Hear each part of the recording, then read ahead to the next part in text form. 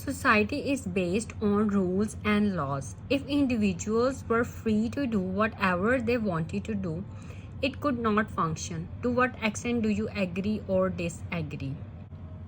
So we are going to look at the sentence structure. So first look at the introduction. It is irrefutable that laws are made to maintain order and provide justice and security to the citizens of a society. ठीक है, ये एक sentence हो गया.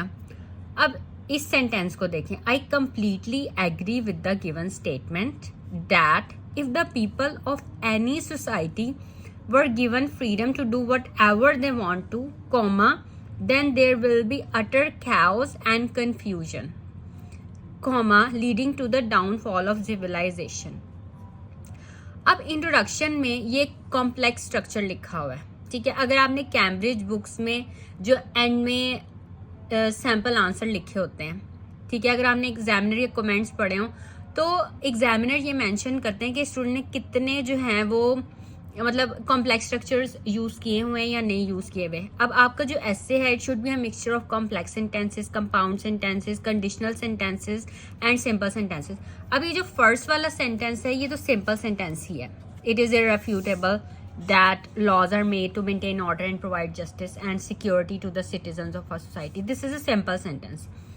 But ये जो sentence है, second sentence, ये simple sentence नहीं है, ये complex structure है. अब इसमें देखें, if the people, ये conditional की statement आ गई कि अगर लोग, if the people of any society were given freedom, कि अगर लोगों को freedom दे दी जाए कि वो जो करना चाहें करें, तो क्या होगा, इसका इफेक्ट क्या होगा, इसका रिजल्ट क्या होगा. तो हमने कॉमा लिख के, देन लिख के, फिर हमने इसका रिजल्ट बता दिया. Then there will be utter chaos and confusion.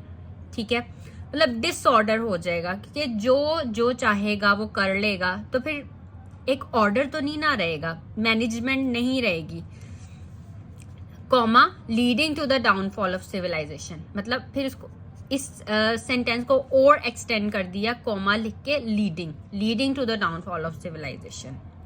ठीक है, इस तरह के कॉम्प्लेक्स स्ट्रक्चर्स आपको लिखने आने चाहिए. अब देखें, इन्होंने इंट्रोडक्शन में ही पहले सिंपल सेंटेंस लिखकर, ये भी इतना सिंपल नहीं है. ठीक है, इसमें हमने एंड यूज किया है. अब फॉर, एंड, नॉर, बट, और, येट, सो, ये जिसमें यूज हों वो होते हैं कंपाउंड सेंटेंसेस. ठीक है, तो आपने मतलब एंड यूज करके, फॉर यूज करके, नॉर, बट यूज करके आपने कंपाउंड सेंटेंसेस लिखने. तो हम इसको जो है मतलब सिंपल सेंटेंस से नहीं हमने स्टार्ट किया, मतलब हमने कंपाउंड सेंटेंस लिख के हमने आगे कॉम्प्लेक्स स्ट्रक्चर लिखा है. ठीक है, तो आपको इस तरह के जो सेंटेंसेस हैं वो लिखने आने चाहिए. अब ये वाला नेक्स्ट सेंटेंस देखें, to begin with laws are made for the humans to function in an orderly manner. ये सिंपल सेंटेंस है.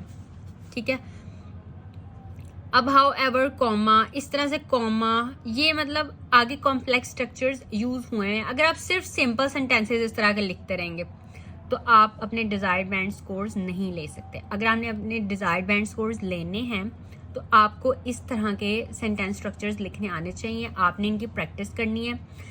सिंपल सेंटेंसेस तो आप लिख ही लेते हैं, कंपाउंड सेंटेंसेस की प्रैक्टिस करें, कॉम्प्लेक्स सेंटेंसेस की प्रैक्टिस करें, कॉम्प्लेक्स कंपाउंड सेंटेंसेस की प्रैक्टिस करें, कंडीशनल सेंटेंसेस की प्रैक्टिस करें. ठीक है, तो सबसे पहले तो ये स्टेटमेंट पढ़ लिया हमने. आप जो है वो अपना इंट्रोडक्शन लिखें. ठीक है, और इसको एक दफ़ा पढ़ लें और इसी को ही रीराइट करने की कोशिश करें. ठीक है, एंड इंट्रोडक्शन अगर आप अपने वर्ड्स में लिखते हैं तो आप कमेंट्स में लिख सकते हैं. ठीक है, तो आई विल चेक कि किस तरह के आप लिख रहे हैं, किस तरह से आपकी क्या है, किस तरह की आपकी राइटिंग है. Okay, so that's all for this video. If you have any questions you can ask me in comments.